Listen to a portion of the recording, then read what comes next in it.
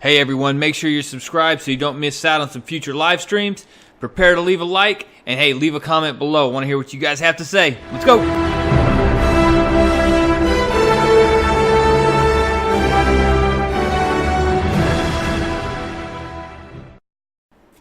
As soon as I read that Donny Cates and Geoff Shaw were teaming up to do Guardians of the Galaxy #1 and running this series, I was super pumped for it, and I have not changed my opinion after reading this first issue. And let's go ahead and get into it because it's a lot of fun. The storyline, it starts out with Eros, Star Fox, brother of Thanos, talking about Thanos' last will and testament. And he should know because he's the guy that recovered it. If you remember back in Thanos' Legacy, he actually, after Gamora killed Thanos, went and dug his iron will out of his chest, which was pretty disturbing. But he's going over basically that, yes, Thanos is confirmed dead. He's checked it himself, and he's going to review Thanos' last will. So individuals have gathered from across the galaxy, tons of heroes, pirates, Kree, Skrull, everybody. And they are expecting to hear his last will and testament. And Thanos starts by saying that basically, if you're hearing this, there's some being in the galaxy that was able to kill me. And so you expect to hear my last will and testament. That's untrue. Because Thanos prepares for everything. And Thanos declares that this is not how he will die. When he decides to embrace his mistress' death, it will be on his own terms. And since he's not ready yet, his conscience has been uploaded to another individual, and his only regret is he is not there to sit and watch them scramble to try to figure out who it is. Now, everybody's initially shocked, but Eros takes control of the meeting and says, look, I have assembled all of you here, and you probably noticed that Earth's mightiest heroes are not. That's because I need some individuals that are not adverse to unclean hands, because we're about to have to make some really, really hard decisions. And it's right at that point when Phyla-Vell says, hey, where are the Guardians of the Galaxy? And Star Fox has a look here, man. I'm telling you, it's foreshadowing something. So we do cut to the Guardians of the Galaxy, and you have Peter Quill, who is having a first-rate pity party. Guardians are gone. Gamora's a villain now. Rocket, it doesn't really explain what's happened to him, but he is in a first-rate pity party. And then you have Groot, who he's getting ticked off at, because he's shaving down to Legion of Doom Groot, and looks awesome. When they get to nowhere, Peter Quill's radioing in, and Groot's telling him, look, Quill, shut up and look. And when he looks, nowhere is gone.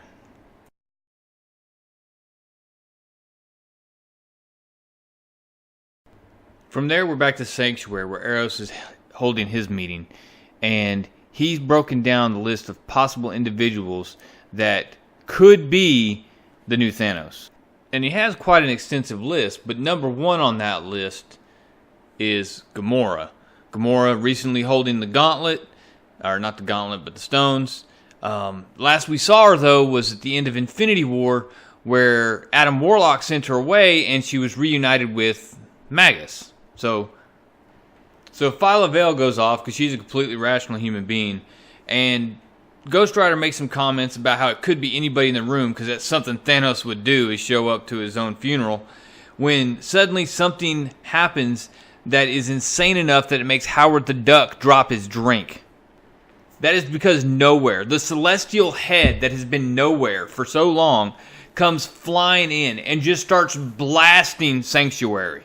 And this thing, with the power of Celestial, basically just rips Sanctuary in half.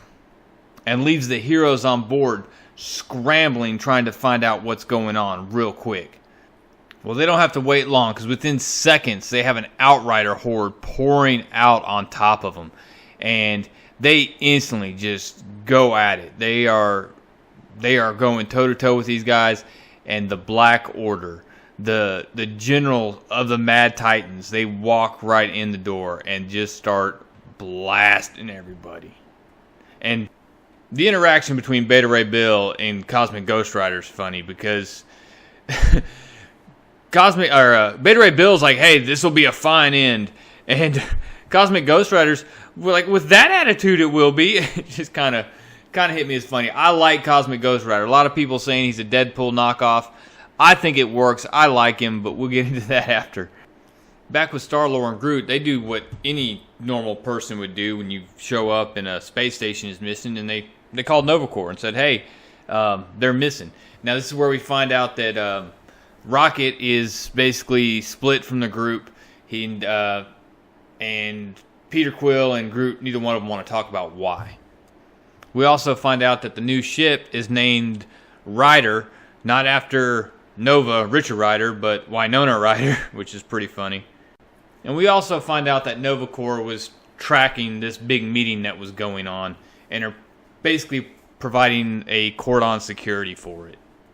Well, they should have done a better job because it becomes really obvious that this is a heist, that the Black Order is there to recover the body of Thanos.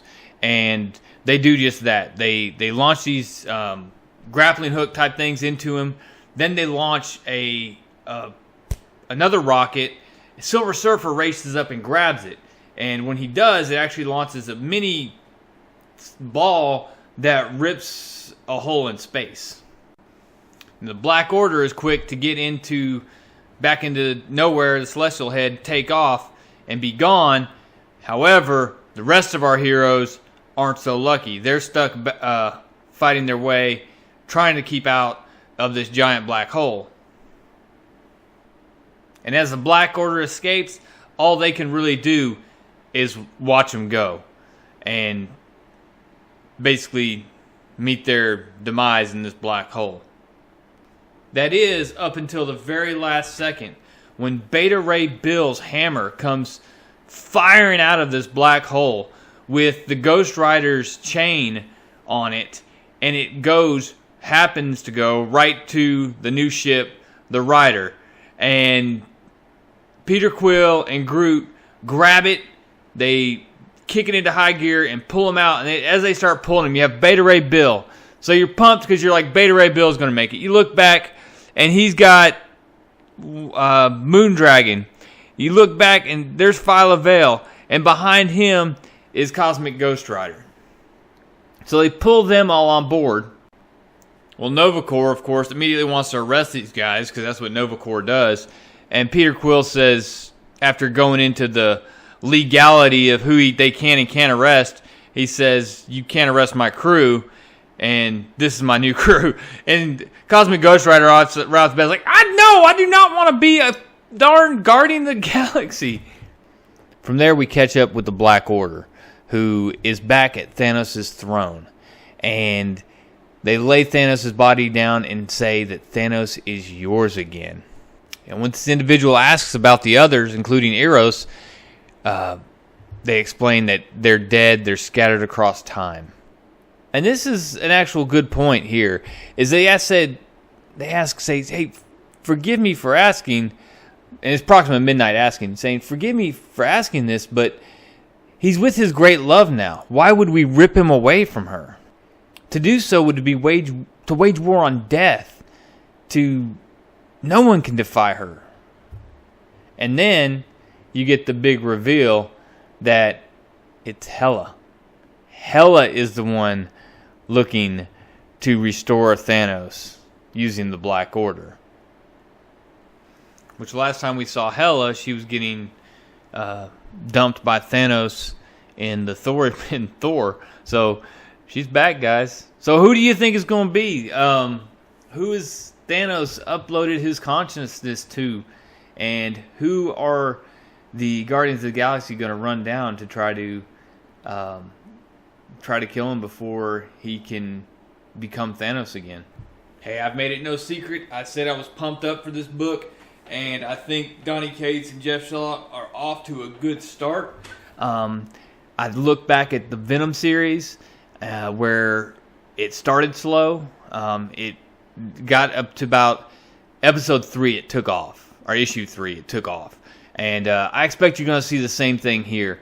I think the first couple issues he will lay the groundwork, and then we're going to take off on an incredible story. Guys, I'm really looking forward to it. This is like my must read right now, and I hope you guys enjoyed the video. I tried to do a couple extra little things in this as far as quality goes. I wanted to have this video out sooner, and man, I just we did a quick family vacation thing. I didn't get back till late Wednesday. Couldn't go pick up my books, and so I picked them up Thursday, and just now it's midnight, and I'm getting this published now, guys. So I hope you enjoyed it. And guys, make sure you hit if you haven't subscribed, make sure you do, because I like to hop on, do live streams, chat with you guys, and get your questions, opinions, and theories on what's going to happen, not only with this, but MCU stuff, Star Wars stuff. And guys, make sure you hit a like, and of course leave a comment. Everything you do, anything I just mentioned, subscribing, liking, or leaving a comment helps this channel out more than you will know with the YouTube analytics and everything else. But guys, that's all I got. I appreciate it. I appreciate you taking the time to listen. Real Comic Stacks out.